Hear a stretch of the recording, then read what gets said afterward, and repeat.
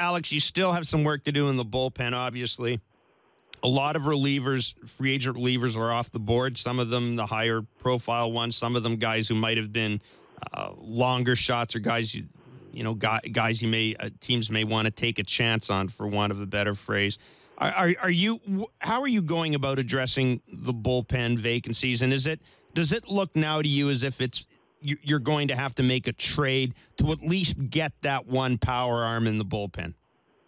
I think we're hopeful that we're going to acquire someone via trade. Certainly, we're currently trying to do that. We're not close, but we are in talks with some teams and trying to get some things done. So hopefully something will break for us and we'll be able to make a deal. And we definitely had some interest in some of the free agents that signed. We just weren't prepared to go to those financial terms that some of those players got. So that isn't to say they're not worth those dollars, or the clubs that signed them didn't make good deals. But from our standpoint, it didn't fit for us. And there's still a lot of time left in the winter. But we don't want to force anything. We don't want to make a move that we don't believe in. I know a lot of that was going on last off season. There was a lot of free agents that were still out there, and I think a lot of people wanted us to go out and sign certain players just for the sake of being active. But if you don't believe in the contract of the player that you're signing, it may look good in the winter, but once the season starts and the performance starts to show up, you may realize you've got yourself into a bad deal that's ultimately going to hurt you in the short and the long term. Alex Anthopoulos joins the Jeff Blair Show. Are we getting to the point where we almost have to assume that Aaron Sanchez is going to be the closer for this team? No, I don't think so. I think there's a scenario that does occur. A guy like Norris will still come in and compete for a starting spot. We're going to stretch Estrada out, see how he looks at the spring training, and he had some good years with the Brewers in the rotation, and obviously not as strong last year.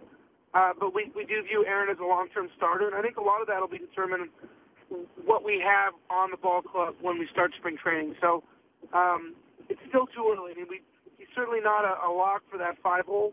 He's going to have to compete, but there are scenarios where you could see a Norris or even an Estrada take the 5th spot in the rotation. Aaron ends up in the bullpen. That could happen. But at the same time, we think Aaron's ceiling as a starter is so high that he's going to be given every opportunity to win that job. Alex Anthopoulos joins the Jeff Blair Show. Brandon Morrow signed with the Padres. Did you have any discussions with him at all? Any thought of trying to bring him back? I know you're not a fan. I believe you're not a fan of incentive-laden deals. I don't know if you would do it in the case of a pitcher like Brandon, but was there any discussion in bringing him back? Yeah, we're not opposed to incentive deals. Ideally, we'd like to avoid them strictly because I've seen it. Even when I was an AGM, there were times when players would come into the clubhouse, and whether they had an option that would vest or they had some incentive based on games played, at bats, plate appearances, things like that, they weren't in the lineup. There was potential speculation that the front office was manipulating things, and I do know that does occur in the industry, and it's just human nature. So ideally, you want players coming into the clubhouse knowing that if they're in the lineup or not, or they do pitch, it's on merit, and there's no financial implications to that. But with respect to Brandon, our desire was to bring him back as someone that could throw out of the pen for us. He had a strong desire to start, and it seems like that's what he ultimately got from San Diego.